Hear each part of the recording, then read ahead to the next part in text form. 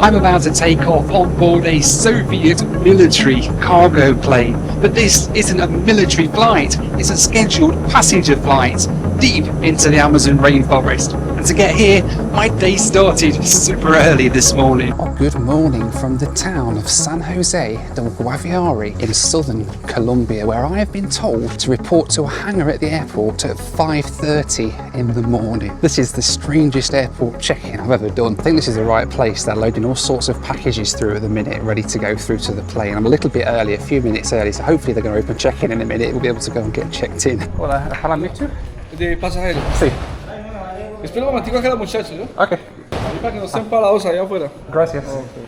So this was the point I started to realise that coming to remote parts of Colombia with pretty much my only Spanish being uno cerveza por favor was probably not going to be too straightforward. ¿Para ti qué es? Para mí tú, sí. ¿Para dónde van?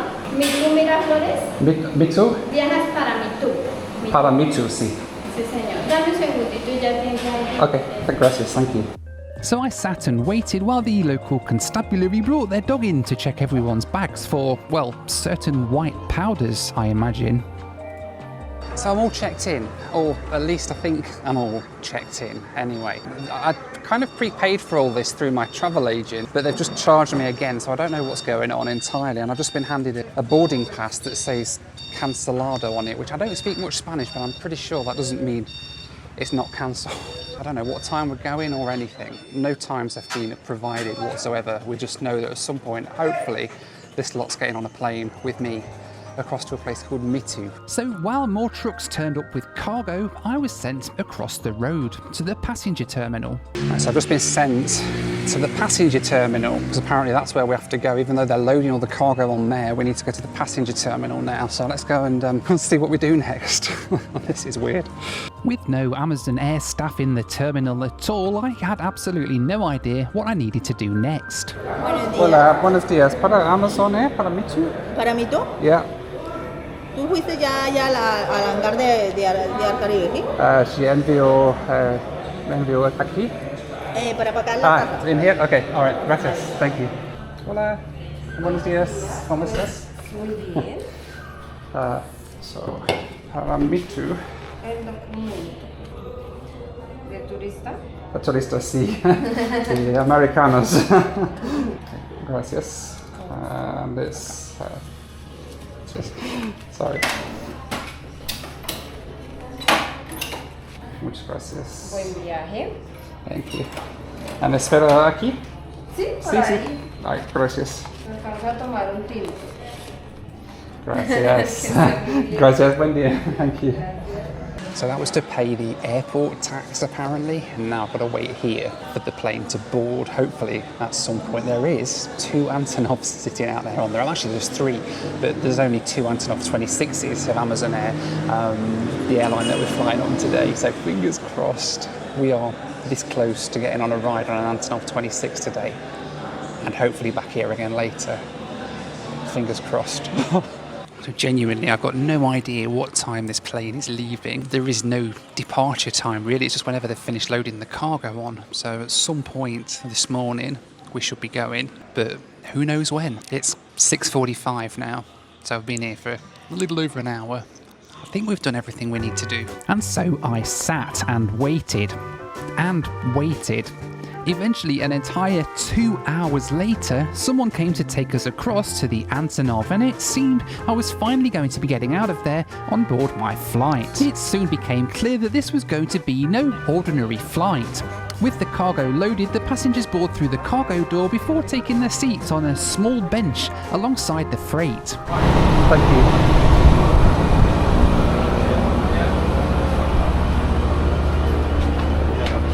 Luxury business class comfort, this was not. But nonetheless, with just 4 passengers on board, the cargo door was soon closed and the 2 Soviet-built Ivchenko engines roared into life.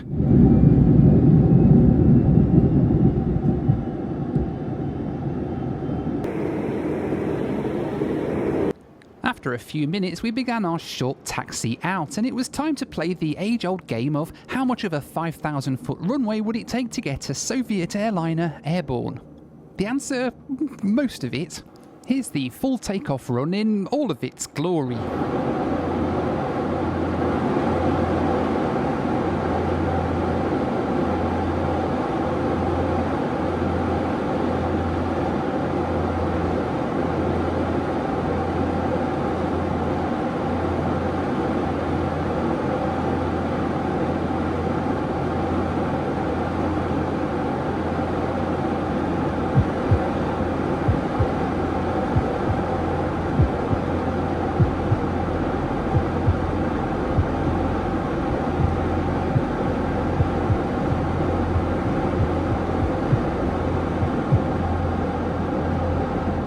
Vi pay for the runway, we use all of the runway. Thanks in a large part to the Earth's curvature, we finally just escaped the ground and began the flight across Colombia to this small town of Mitu.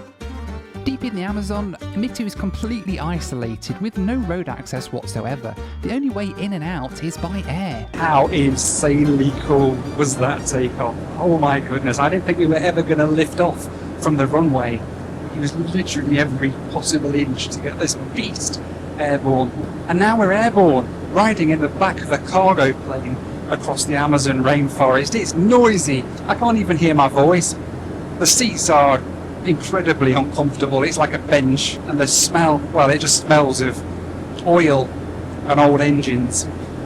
But you know what? It's probably one of the coolest flights I've ever done. In front of me, pallets full of cargo and supplies for the remote village. Back here, the seat might not have been too comfy, but it was hard to complain about the legroom. The other passengers passed the flight by letting the drone of the engine send them to sleep. For me though, sleep was the absolute last thing on my mind. You know, the craziest thing to me about this journey though, is that I'm doing this because I'm an aviation geek and I've managed to find this plane that runs out here in the middle of the Amazon. But for all of these other passengers on here, this is just their way that they get around. This is completely normal to them to just ride in the back of a cargo plane because literally it is the only way that you can get to a lot of these places. Now San Jose del Guaviare is kind of where the roads run out. They don't go, it's on the edge of the Amazon rainforest and the roads don't go any further deeper into the Amazon from there. Everything is done by plane. Mitu is no exception. It's a small town out there way in the middle of the Amazon rainforest. And this is their lifeline. Twice a week this plane flies, bringing passengers and cargo, mostly cargo, from San Jose del Guaviare. I'm just trying to work out what's in some of these pallets behind me. I know there were a lot of boxes that said ice cream on them. I was thinking about going to raid one because it's pretty warm on here. There's lots of barrels and things, boxes. I know I saw somebody's refrigerator being loaded on in a box. The family at the side of me have brought their pet bird in a box as well. And it's tweeting the whole way. Maybe that's what's helped us get off the runway a little bit back there in Guaviare. Eventually, we started getting closer to Mitu, and before long, we were beginning our descent. Alrighty, the dim of the engines has just turned down very slightly, which means we must be starting our descent down into Mitu. Hopefully, we'll be on the ground very soon. Hopefully, the weather's okay down there. Wasn't looking that great this morning when I looked. If the weather wasn't great outside, it was even worse inside as we entered full-on instrument conditions as we descended into the moist air of the jungle. But before too long, we began our final approach before touching down at the small airstrip on the edge of the town.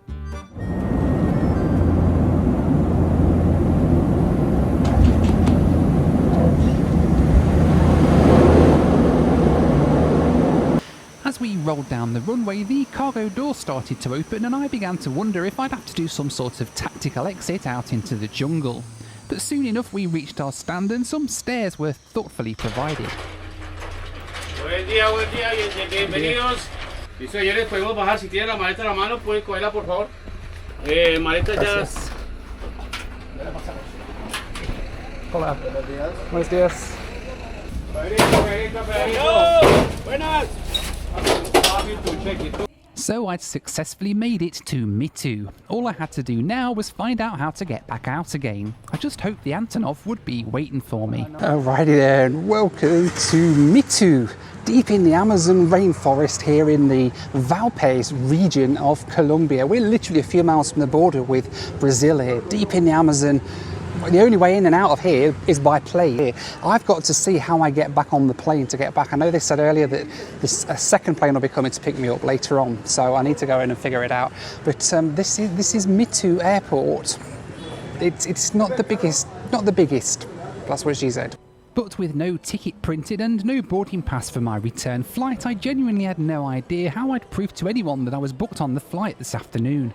I decided to head to the police desk and see if they'd help, which went well. Buenas, ¿dónde está Amazon Air? Señor, ¿me permite el documento? Oh, sí, sí. Pasaporte. Sí. Ah, gracias, thank you. Hola, buenos días. Hey, tasa? Sí, ok. Dólar. ¿Dólar? Es que yo cuando consigo necesitamos a alguien que hable inglés. Colección. Okay. Yo hago colección de Five. billetes. Entonces no sé si usted tenga billetes. Dólares. Que le traduzcan. No. Okay, $5. No, ¿cómo le decimos? ¿Usted no habla nada inglés? I honestly felt really bad about this, having had this translated now. I genuinely thought he'd been trying to bribe me or something, but instead he's just a currency collector and wanted some US dollars for his collection. So if you're watching this, Mitu police officer, I'm sorry, and if I can ever get back to Mitu, I'll bring a collection of currency for you. So I'm not entirely sure what's going on. I think I'm checked in, but she's just stamped the ticket out rather than the ticket back. I don't know if I need to go anywhere else or not. This is a little bit strange. And then the man started asking me for money. I needed to pay $5 in US dollars. We'll just have to wait and see if they'll let me back on the plane now. So I should explain, booking this entire adventure on the Antonov has been a bit of a nightmare, really. I tried for years, and then a while back I saw a video by Discover with Two, another YouTube channel, and I messaged Jordi of that channel, and he helped me to get in touch with the people here in Colombia to make this flight happen. It's been an ongoing nightmare. It's taken me months and months to get this finally arranged for today. But we've done it, and we've made it at least one way on this adventure. Amazon Air have brought me into the Amazon. Now I'm just hoping they get me back out of it again.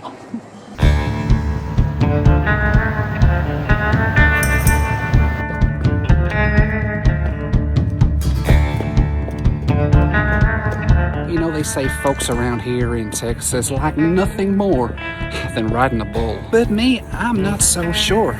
I do declare, why go bull riding when you can go shark surfing?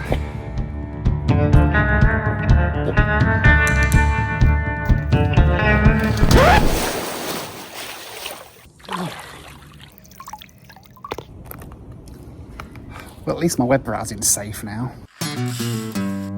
Now, Surfshark might not be able to resurrect my laptop from the dead, but what it does do, and this is actually the reason I use it, is the boring but genuinely important stuff. Every time you connect to hotel Wi-Fi or airport Wi-Fi, or that one cafe in Bangkok where the network's called free Wi-Fi, definitely not a trap, Wikidata's essentially out in the open. Anyone on that network can potentially see what you're doing. Passwords, emails, bank logins, the lot. Surfshark encrypts all of that one tap and your connection's private, and whoever's lurking on the cafe Wi-Fi gets absolutely nothing. But it's also much more than a VPN. It also blocks ads and trackers, monitors your email for data breaches, and warns you if your details have been leaked online, which, given how often I'm in airports, is genuinely useful. One subscription, unlimited devices, so it's covering my phone, my laptop, and, well, whatever I end up replacing that with. Head to surfshark.com/Noel Phillips or use code Noel Phillips at checkout and you'll get 4 extra months free. 30-day money back guarantee, so if you hate it, you get your money back. Links in the description.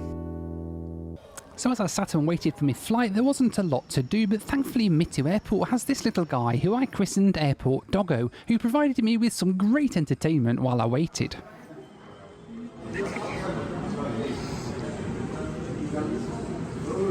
Such a good boy. Good boy. Hey, good boy.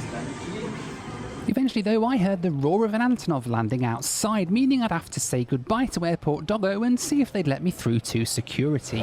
Buenos días. Hola. ¿Es Amazon Air? Sí. Bueno, Amazon. Eventually, some more people turned up. Buenas. No, ya se cuenta, lo enviaron a él. Lo enviaron a él hoy. Sí, claro, señor Noel. Gracias, thank you. And sure enough, waiting outside on the ramp was another Antonov 26. This one had a nice monkey on the tail. It turned out I was going to be the only passenger this afternoon, and they directed me to the front door instead of the tail. Once I got inside though, I got the surprise of my life.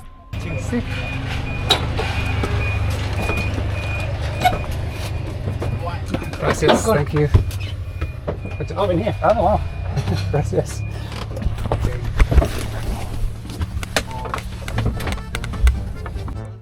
My seat for the flight back was in the flight deck.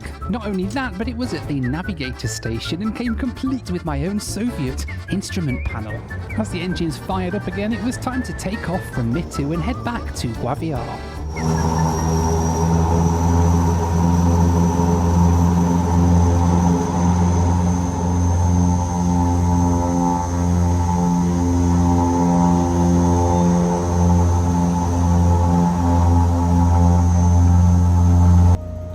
Practically empty on the way back meant we only used around 90% of the runway this time, and we even cleared the tree line before the edge of the airport.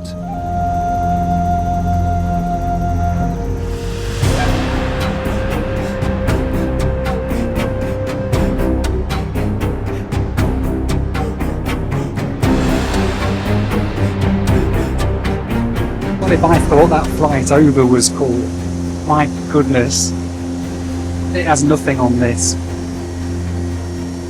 Literally on the flight deck of an Antonov 26 with my own set of instruments in front of me, which is pretty cool. I can see exactly what's going on. Who needs an in-flight map when you've got the actual instruments being fed from the flight deck? And then, to top it all off, a bubble window where I can pop my head outside the plane. This is so cool. I think today is quite possibly the coolest, craziest aviation adventure that I have ever been on, and I mean that. This is insane. Look at all this. Between the view out of the window and the view on the flight deck, this flight was fast shaping up to be the most memorable I'd ever taken. I had to pinch myself. I was here on the flight deck of an almost 50-year-old Soviet military plane, 24,000 feet above the Amazon rainforest. And the best part was, this wasn't some air show or some special aviation charter. It was a real flight, flying real passengers and real cargo on a scheduled flight to a tiny community. And somehow that made it feel even more special. But all too soon the instruments showed us descending, meaning my ride on one of the coolest planes I'd ever flown on was soon coming to an end.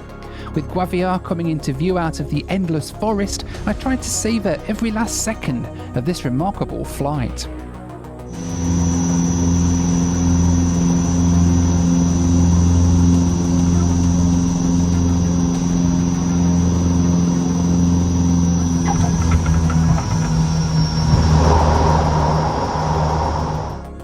Booking this flight wasn't easy. You can book directly with Amazon Air via WhatsApp or by just showing up at 5:30 AM and seeing if there's a space. I would recommend doing what I did though and use a local tour company to arrange it. I use one called Contour Travel in Bogota, who arranged literally every part of this locally and made it super enjoyable and stress-free too. They're not sponsoring me or anything like that. They were genuinely helpful and I would really recommend them.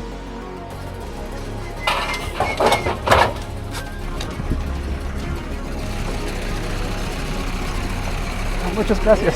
Thank you. You know, in years to come, people are going to ask me, as they do now, what is the best flight I've ever been on, the coolest flight I've ever been on? Oh, hello. Dogs everywhere. And I think I know the answer. I've had cool flights before. I've had flight deck flights before, and I've had amazing flights before all around the world. But I have to say, honestly, that ride over today, that was the most fun I've ever had on a plane today. Both ways, the Antonov 26. How amazing is that? Flying down here in Colombia. Get yourselves down here to Colombia and take a flight on. It's a scheduled flight, twice a week. But in the meantime, I'm off to get some sleep.